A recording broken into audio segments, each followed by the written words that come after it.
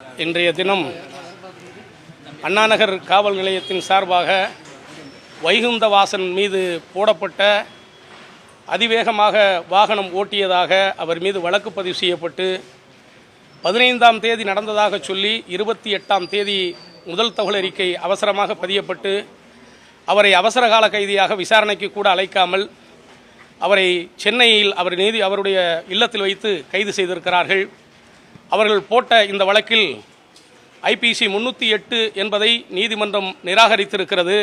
அந்த வழக்கை ஏற்றுக்கொள்ள முடியாது என்கிற பட்சத்தில் மற்ற அனைத்து பிரிவுகளும் பிணையில் விடக்கூடிய பிரிவுகளாக இருக்கின்ற பட்சத்தில் எங்களுடைய வாதத்தை நீதிமன்றம் ஏற்றுக்கொண்டு அவரை நிபந்தனையில் விடுதலை செய்திருக்கிறார்கள்.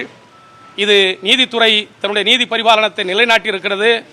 வளர்கிற அந்த பையன் அடுத்து படப்பிடிப்பில் ஈடுபட இருக்கிற காரணத்தினால், திரைப்படத்திலே நடிக்க இருக்கிற காரணத்தினால் அதனுடைய ஒப்பந்தத்தையும் நாங்கள் நீதிமன்றத்தில் சமர்ப்பித்தோம். எதிர்கால இளைஞனுக்கு நல்ல ஒரு வழிகாட்டுதலான நீதிமன்றத்துடைய பார்வை இருக்க வேண்டும் என்பதை மாண்புமிகு நீதிபதி அவர்கள் ஏற்றுக்கொண்டு அவரை பிணையில் விடுத்திருக்கிறார்கள்.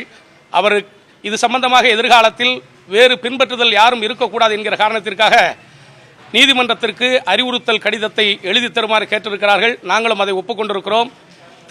தன்னை தொடர்ந்து ஃபாலோ பண்ணுகிற தன்னுடைய தொடர்பாளர்கள் யாரும் எதிர்காலத்தில் இந்த மாதிரியான காரியங்களில் ஈடுபடக்கூடாது என்கிற நிபந்தனையை நீதிமன்றம் விதித்த பட்சத்தில் அதை ஏற்றுக்கொண்டு அவரை பிணையில் விடுத்திருக்கிறார்கள். இன்றைய தினம் அவருக்கு இந்த நீதிமன்றம் பிணை வழங்கியிருக்கிறது என்பதை நாங்கள் தெரியப்படுத்திக் கொள்கிறோம். செய்திகளை உடனுக்குடனும் துல்லியமாகவும் தெரிந்து கொள்ள சப்ஸ்கிரைப் பண்ணுங்க.